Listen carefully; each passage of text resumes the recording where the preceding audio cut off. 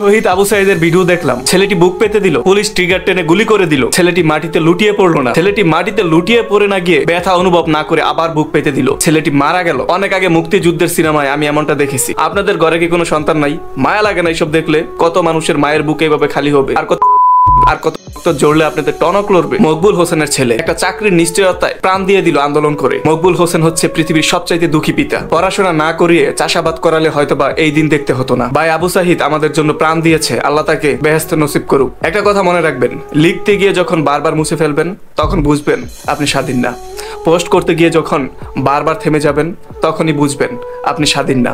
বলতে গিয়ে যখন ভাববেন তখনই বুঝবেন আপনি স্বাধীন না। লিখতে গিয়ে যখন ভাববেন এই দেশে কিছু হবে না তখনই বুঝবেন আপনি স্বাধীন না। স্বাধীনতার এত বছর পরে এসেও আপনি স্বাধীনতা খুঁজছেন। আমি মনে করি বাংলাদেশে প্রতিবন্ধী ছাড়া এবং প্রবাসী ছাড়া আর কোনো কোঠা থাকার দরকার নেই। ঘুষ ছাড়া চাকরি নিশ্চিত করতে হবে, আর তা না হলে ঘুষ নিয়ে চাকরি নিবে, আবার চাকরি দেওয়ার সময় ঘুষ নেওয়ার জন্য পাগল হয়ে যাবে। আমি মনে করি বড় বড় বিশেষ পদের জন্য বড় বংশের লোক নিয়োগ দেওয়া উচিত। তাদের জমি জমা, বাবার জমিদারি আছে, তারা ঘুষ না খেয়ে বিরত থাকবে, কারণ তাদের বাপের আগে থেকে এগুলো আছে। আমার মনে হয় না যে বাঙালির দ্বারা এটা সম্ভব। বর্তমানে বাংলাদেশের পড়াশোনার কোনো মূল্য নেই।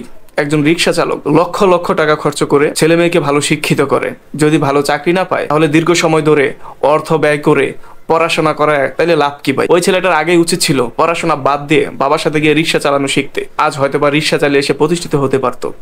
এইভাবে রাস্তাঘাটে প্রাণ দিতে হতো না। আজকে আমাদের সবাইকে বলতে হচ্ছে আপনারা সবই জানেন এবং সবই বুঝেন। তারা তাদের জীবন দিয়ে চেষ্টা করতেছে, কিন্তু দুঃখের বিষয় আজ ঢাকা, চট্টগ্রাম, খুলনা, রাজশাহী, রংপুরে আমার আপনার ভাইয়ের রাজপথ রঙিন হয়েছে। আজকে বাংলার মানুষ মুক্তি চায়, বাংলার মানুষ বাঁচতে চায়, বাংলার মানুষ তার অধিকার চায়। আমরা মুক্তিযুদ্ধকে ভালোবাসি, অনেক বেশি ভালোবাসি, কিন্তু তার নাতি নাতনিকে ভালোবাসতে হবে এমনটা কোনো কথা না। এটা কোনো কথাই না, কারণ সে তো চোরও হতে পারে, ডাকাতও হতে পারে, ঘুষখোর হতে পারে, তাই না?